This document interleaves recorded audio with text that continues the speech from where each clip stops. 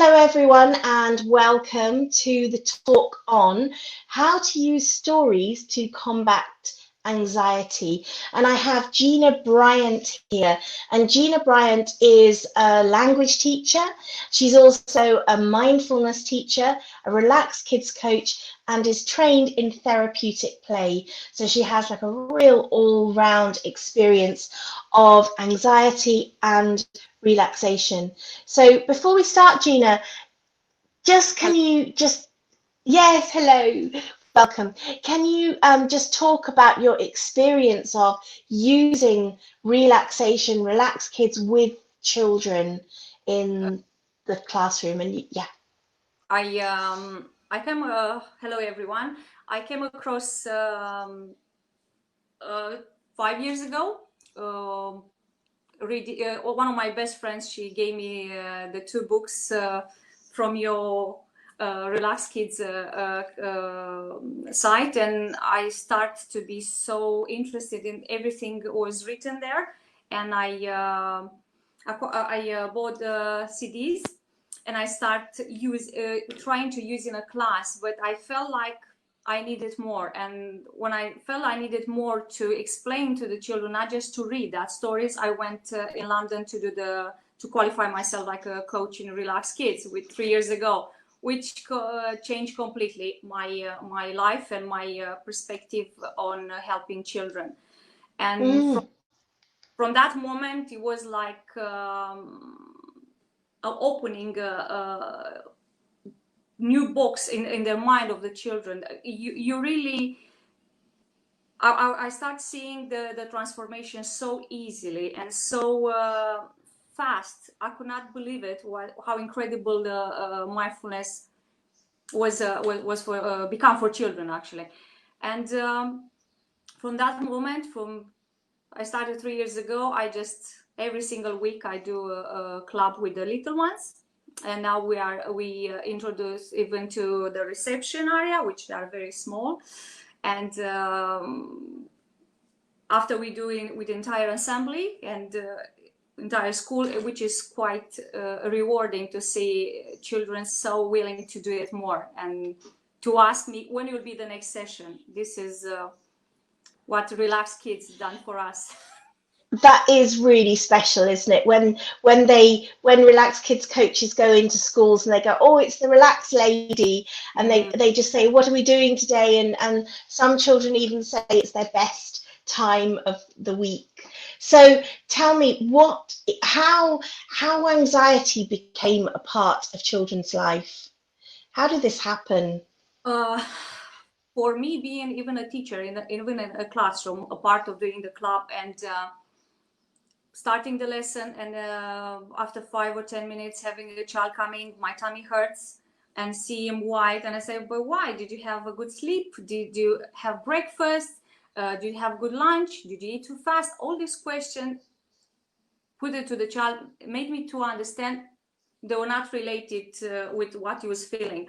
And I realized it's something more deeper. And after I was finishing the class, I was asking the child to come and to tell me what's happening. And like this, I realized they don't have enough sleep. They don't, they have fears who nobody talks with them, not because they don't want to do it, they don't have time. And they feel left out by the adults because inside of them, they just, these fears and worries, they are just grow and grow and grow, and they don't know what to do with them. And in that moment, I realized I need to do something. And because it was not just one child or two children or three children, there were too many. And the parents start telling me like how incredible the child feels after I read a story, one of the many stories from your books. And I realized how incredible a voice is the transport into a magic world of a child mind. And I realized the story is gonna help them to open and to have a good night's sleep and to change a little bit what they are feeling inside. And I start recording stories to help them with anxiety, to help the parents who their time was not so easy to find because they have more than 1, 2 children, and everything they literally started from that point, and I'm still carrying on doing. So what can be, let's start with insomnia. What can be done, and then we'll move on to anxiety, unless you, I mean, you can talk about them both together, but in terms of sleep, what can be done to help children manage insomnia and also prevent insomnia? Because that's the key, that which is what Relaxed Kids is all about. I will just say, a lot of people would say, oh no, my child doesn't need to relax. This is when I first started. And I'm thinking, but this is prevention, not this is not when you need it. It's to prevent the problem. So what can we do for children with anxiety, insomnia, sorry? What I start to discover talking with the parents, some of the children, they refuse to go in bed early, and when they pass the period when they are a little bit sleepy, they lose that moment, and after it's very difficult for them to come back in the sleepy mode. But what we can do for them, we need to set a time, like 5 minutes in our day, and to talk a little bit about what's happening with them. And being a child, even if he's not, he's worried, he's worried, sympathetic for his friend, for what he heard, even if it's not related with him. And because of that, having said this time, the child gonna start talking about what is inside of him. But first of all, we need to ask him what happened positive in that day for yourself, for you. And after we go a little bit to the negative part of the day. I see, yes. And we listen and we listen, but we don't let him to go in too much emotional state, because it's very difficult to drag him back. And after we go and we carry on with another positive aspect of the day. And like this, the child can go in bed with a different mindset. It is possible. It's like a small little trick, because the parents are very busy, and for them, even them, they need to live with anxiety. We don't live easy. Absolutely. Easy times. So finding the little good moments in the day, Exactly. and sort of, rather than focusing just on the negative, but starting the conversation with a positive, and then maybe slowly eking out the negative. And things like worry dolls are really great, aren't they? Yes. I do this for my Spanish lesson.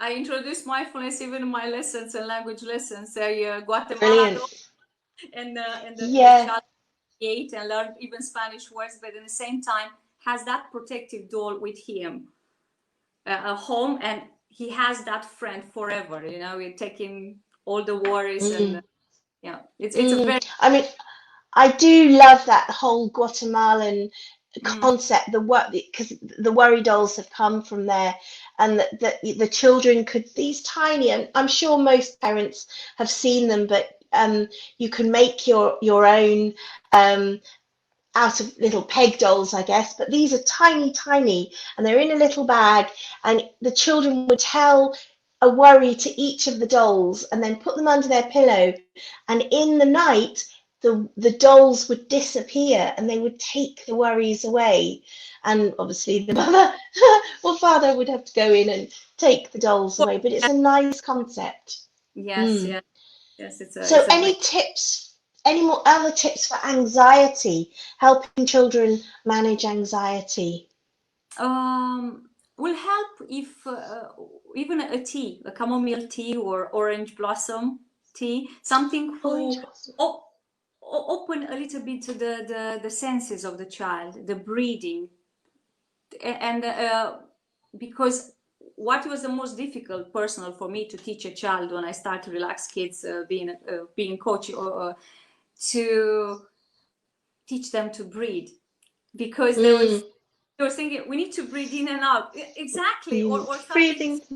Yeah, exactly. And I start to realize how I can do this better. And I was bringing for children oranges, and they were wash them, and I give to each one. They choose one, and they start with the nail to crack them a little bit, and to feel the smell. And in that way, I made them to feel calm, to embrace that moment, and to memorize that moment.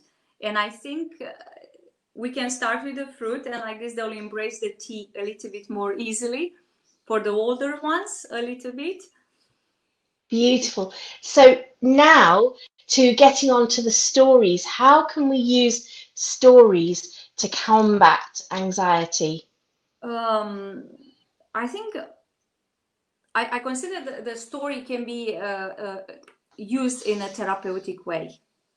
We can take the problem or the of the child, and to find a story who is a little bit related, or even us, we can create a story around his problem. But we need all the time when we read to implicate the child, to ask him to follow simple instruction, like working on his breathing or making slow moves, to not be just a listener. And this way he's changing his feeling, and he reinforced the feeling of peace. And we go exactly on the path what we want, voluntary sleeping. We don't force him. And for Okay. yeah, for me, this is the way I'm using stories in therapeutic way. And Do you use do you ever use existing fairy stories? yes, but I use I have the luck to speak a few languages, and I kind of read everything around, and I can adapt to the child needs. And like this, I try to update myself with everything on the market.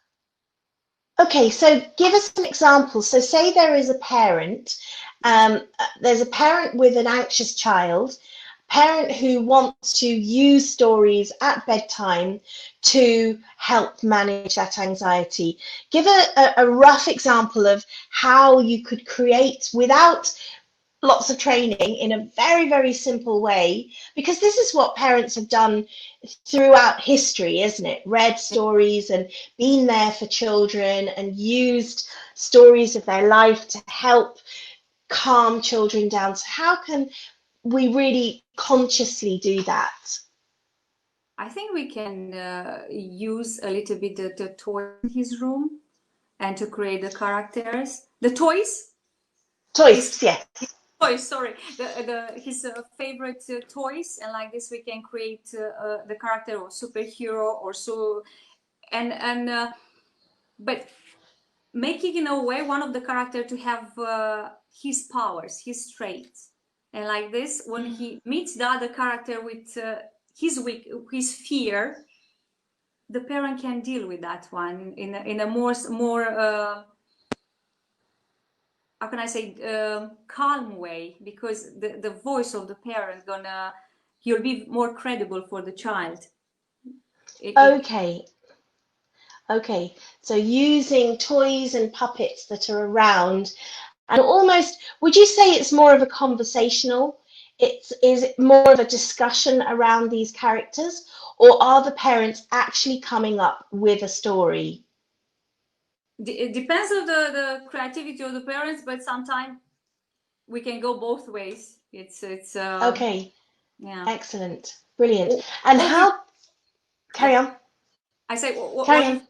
or if we don't feel very creative, we have so many resources on YouTube on Relaxed Kids, and they can Yeah, literally, they can use one of your stories, because they are very yeah, much related when the child is blocked in imagination, when the child it has fear of unknown. You have these resources, because we come sometimes tired from work, and we don't have that perfect voice for saying telling a story, but hearing it sometimes creates miracles. Yeah. So, for example, the Relaxed Kids Aladdin's Magic Carpet. In Would you that have? book, there are you have it there, do you? You can show it. Ah, there you go. It's Lovely. That's the first book that was written. I think it was like end of 1999, beginning of 2000. So such a long time ago. Um, and so that book has 52 fairy stories in there, and there was every fairy story I tried to put in apart, well, that traditional fairy story, apart from the little Red Riding Hood, because the wolf was always there, so I couldn't quite do that. So those fairy stories it's the basic fairy story, but it puts the child as the protagonist. It puts the child in the center of the story, where they are Jack climbing the beanstalk and then floating in the clouds, or they are Sleeping Beauty lying on a beautiful bed and relaxing their body. And it doesn't matter whether it's a female or a male in the character. It's great that children get a mix, and I mention this in the book.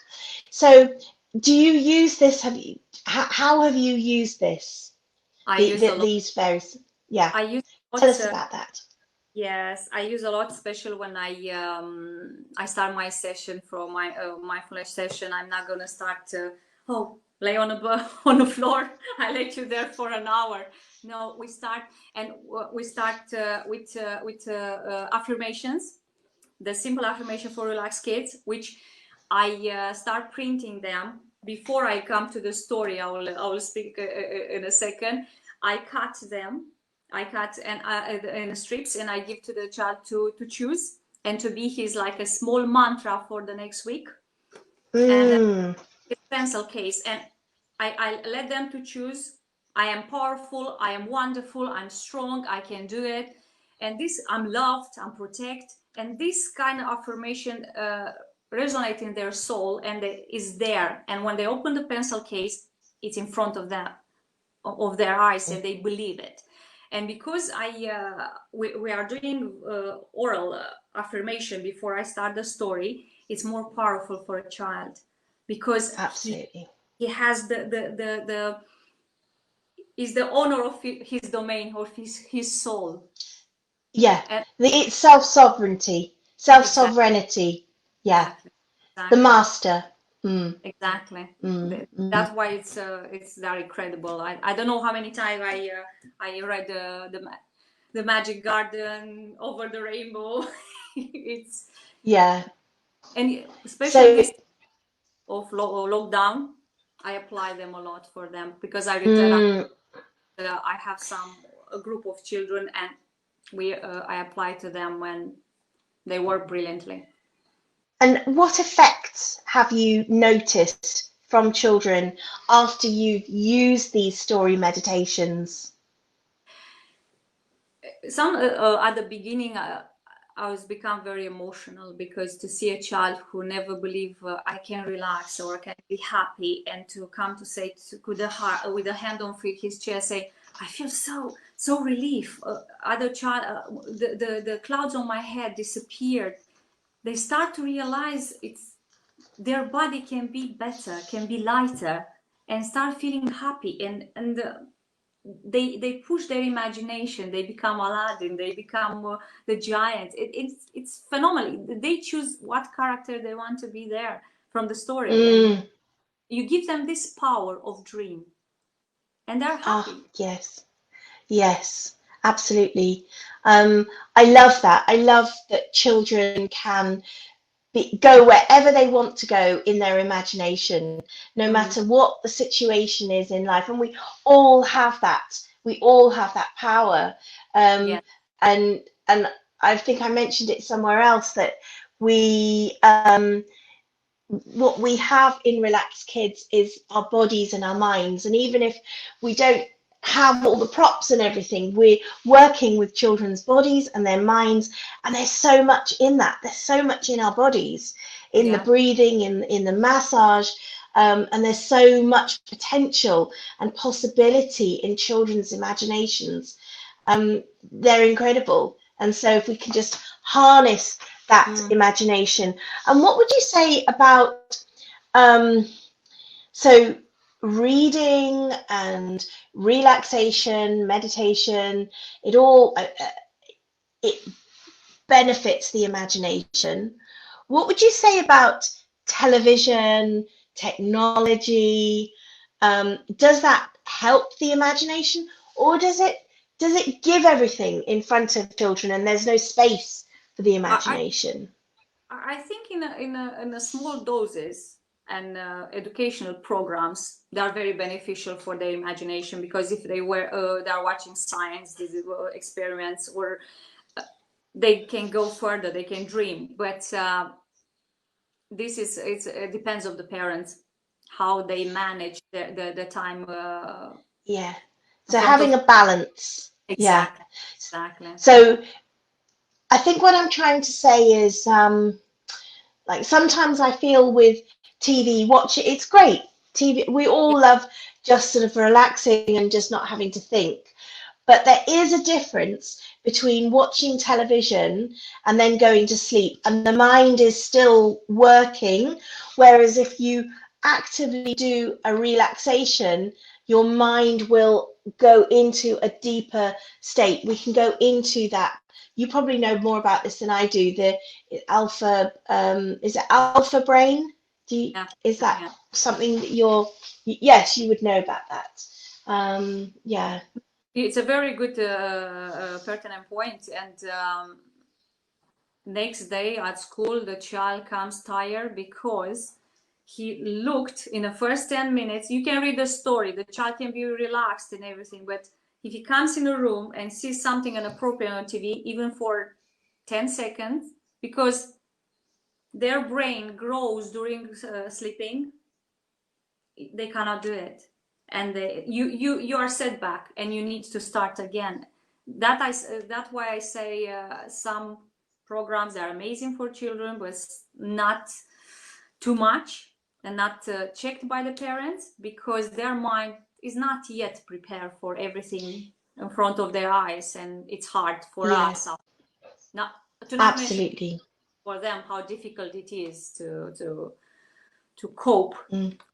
with the monster or Yeah, yeah, absolutely. So just filling children's imagination and minds with as much positivity and good, lovely things as possible, which hopefully will help build their resilience to manage for the difficult situations. Because that's what exactly, we're doing, isn't it? We're building resilience. Yeah. exactly, because Excellent. yeah, for what is sleeping, it's an act of trust and faith. When I go in bed, I'm protect. I go to rest, to relax. And for a child it's different. If he has a worry with him and taken into bed, he'll not he'll not have that feeling of trust, will disappear completely, or safeness. And Mm, mm, again we go back to anxiety. We just, if we can allow a child just 5 minutes, or even when we take him from school, to allow him to positive, negative, positive, to tell us what's happening in that day, to be 5 minutes when he's not at school, to have set a time when the child can come to the parent and to mm, talk. And like this, you'll mm. realize during of the day, all the worries, unimportant worries, disappear, and stays just with something more important, which we need to fix in a way. Mm. But Oh, absolutely. Yeah. But you do absolutely believe that relaxation on a daily basis or a weekly, how often would you be looking to get children to well, relax, listen to these stories? I think I have parents who literally they tell me now the children they can't wait to go to bed to listen a calming story and relaxing That's story. so It's good. huge, exactly, because Yeah. that voluntary movement you expect for the child, and you realize you put the child in the right direction and is safe because he wants to sleep, he wants to feel Mm, good, and mm. this is incredible how a story can change completely the life of a child. Absolutely brilliant. I think we should end on that, how a story can completely transform the life of a child. That's just brilliant. Gina Bryant, thank you so much. Having me, So thank good. Yeah, really good. Lovely. thank Lots of tips. Thank you. you, take care. Bye.